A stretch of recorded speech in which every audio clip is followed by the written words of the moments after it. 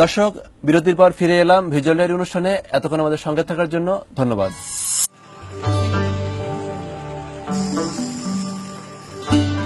বনের মাঝ দিয়ে চলাচলে কোনো মাইক বা সাউন্ড বাজানো নিষেধ। আর সুন্দরবনে ঘুরতে গেলে আগে থেকেই বন বিভাগের অনুমতি প্রয়োজন হয়। কদিন পরে ছিল দুবলারচরে রাসমেলা। কালিঞ্চি থেকে হরিনগর বাজার হয়ে কলাগাছি ইকো ট্যুরিজম কেন্দ্রে যেতে প্রায় 3 ঘন্টা সময় লেগে গেল।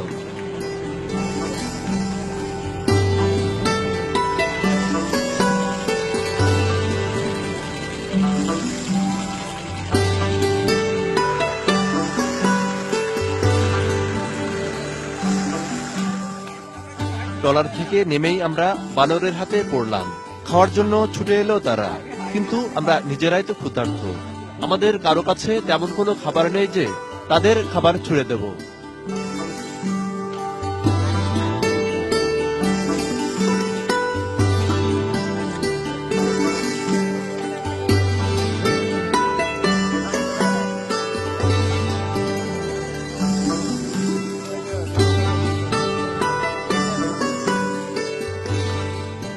বন বিভাগের তৈরি করা পথ দিয়ে আমরা এগিয়ে যাই। দেখলাম আমাদের মতো অনেকেই সেখানে ঘুরতে গেছেন।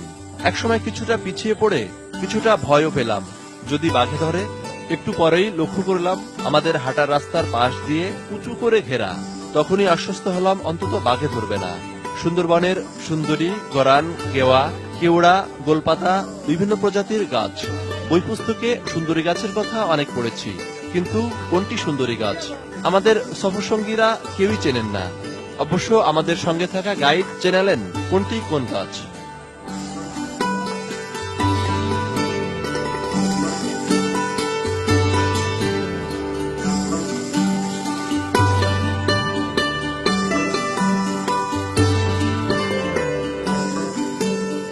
সমুদ্র উপকূলবর্তী নোনা পরিবেশের বিশ্বের সবচেয়ে বড় ম্যানগ্রোভ বন সুন্দরবন।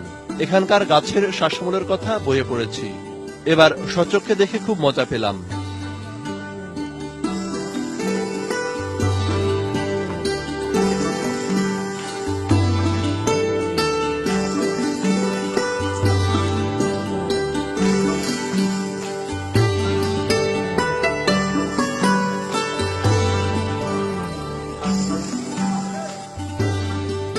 বনের মধ্যে একটি উঁচু ওয়াচ টাওয়ার।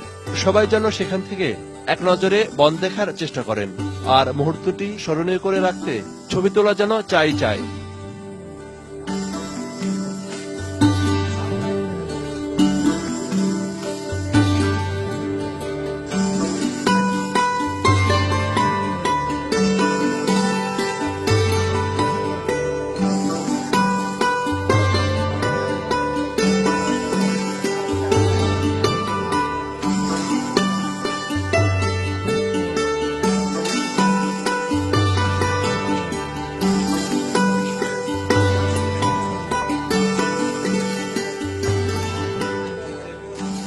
এবার ফেরার পথে চোখে পড়ল বনের মধ্যে একটি মিনি চিড়িয়াখানা।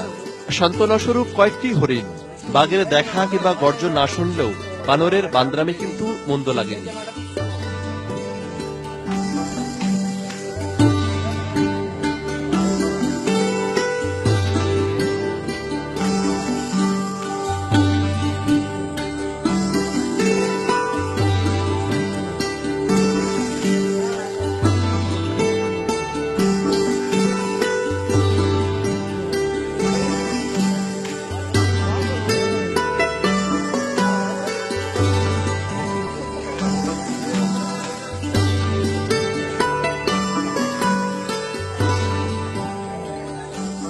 আমাদের পুরো দুদিনের ট্যুরে রিলিফ ইন্টারন্যাশনালের senior program officer Subrata Kumar Sharma, site engineer Abu Hasan, mangrove eco tourism লিমিটেডের দীপঙ্কর বিশ্বাস এবং eco tourism associate Saiful Islam বলতে গেলে সার্বক্ষণিক আমাদের সঙ্গে ছিলেন।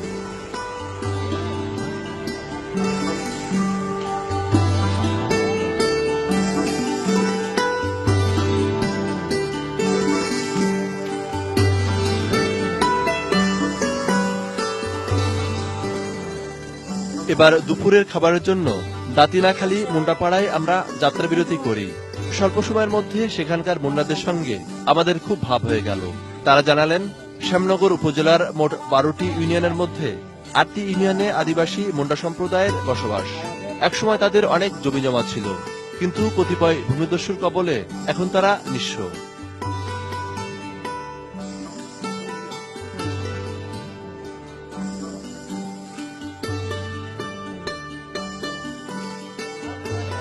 বিদায়ের আগে একটু বিনোদন না হলেই নয়।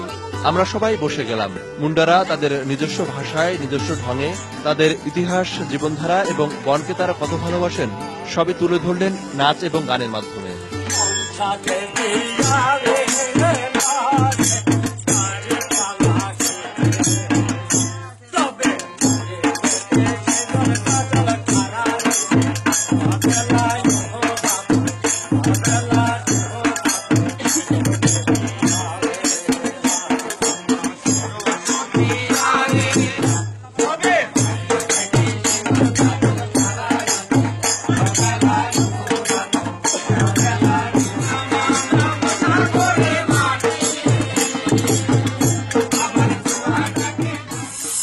সুন্দরবনে নৌকা যখন ছোট শাখা নদী বা খালগুলোতে চলা শুরু করে, তখন যেন গায়ের মধ্যে কাঁটা দিতে শুরু করে। এই বুঝি বাঘ এসে পড়ল গায়ের উপর। গাঢ় অন্ধকারের মাঝে শীতল হাওয়াটা ভয়টা আরেকটু বাড়িয়ে দিতে পারে। তবে স্বল্প সময়ের ভ্রমণে বাঘ কিংবা হরিণের মতো প্রাণী দেখা ভাগ্যের ব্যাপার। সুন্দরবনের অনিন্দ্য সুন্দর পরিবেশ এবং মুন্ডা সম্প্রদায়ের মানুষের আতিথেয়তায় বারবার ছুটে যেতে চাই প্রকৃতির সৌন্দর্যের এই অফুরন্ত ভাণ্ডারে। শেষ করছি আমাদের আজকের ভিজুয়াল ডায়েরি। এতক্ষণ আমাদের সঙ্গে থাকার জন্য ধন্যবাদ।